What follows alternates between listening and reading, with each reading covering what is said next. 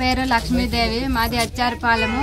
పక్కల పాతిళ్ళుంటే పడిపోయింది. బాత్రూంలో మేము ఉన్నాము, కూల్ చేసుకొని తింటున్నాము.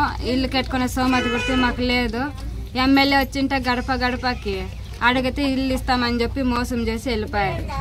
నేను, నా భర్త, పిల్లలు ఇద్దరు నలుగురు ఈ రూమ్లో కొనుక్కునే గుర్తు కాదు. బాత్రూంలో వాన వస్తే బాత్రూమ్ అంతా కారుతుంది. కొనుక్కునే కిక్కుకొనే గుర్తు దావలేదు. మాకు ఈ ప్రభుత్వం వచ్చింది కాబట్టి మాకు ఇల్లు ఇవ్వండి అని మేము కోరుకుంటున్నాము. నరసింహమూర్తి మా రూమ్లో వచ్చేసి బాత్రూంలో వచ్చేసి మేము నలుగురు నివసిస్తున్నాము.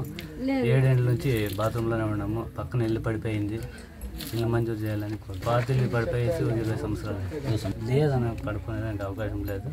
కానీ ఏం చేయాలి, ఇబ్బంది ఎలా అడ్జస్ట్ చేసుకొని పనుకోవాల్సి ఉంటుంది. గత ప్రభుత్వంలో అయితే ఎమ్మెల్యే వచ్చి గడప గడప ప్రోగ్రాంకి వచ్చేసి సచివాలయం సిబ్బంది గుడి చెప్పినాడు, చెప్పేసి ఊరికి వెళ్ళిపోయేసినాడు, ఇస్తామని చెప్పి ఇవ్వలేదు. కనీసం ఇప్పుడు ప్రభుత్వం మారింది, చేంజ్ అయిపోయింది కదా, ఇప్పుడు ఈ ప్రభుత్వంలోనే ఇల్లు అని మంజూరు చేయాలని కోరుకుంటున్నాను. మరిన్ని వీడియోస్ కోసం ఛానల్ ని సబ్స్క్రైబ్ చేయండి, లేటెస్ట్ అప్డేట్స్ కోసం వాట్సాప్ ఛానల్ ని ఫాలో చేయండి అండ్ లింక్ డిస్క్రిప్షన్ లో ఉంది.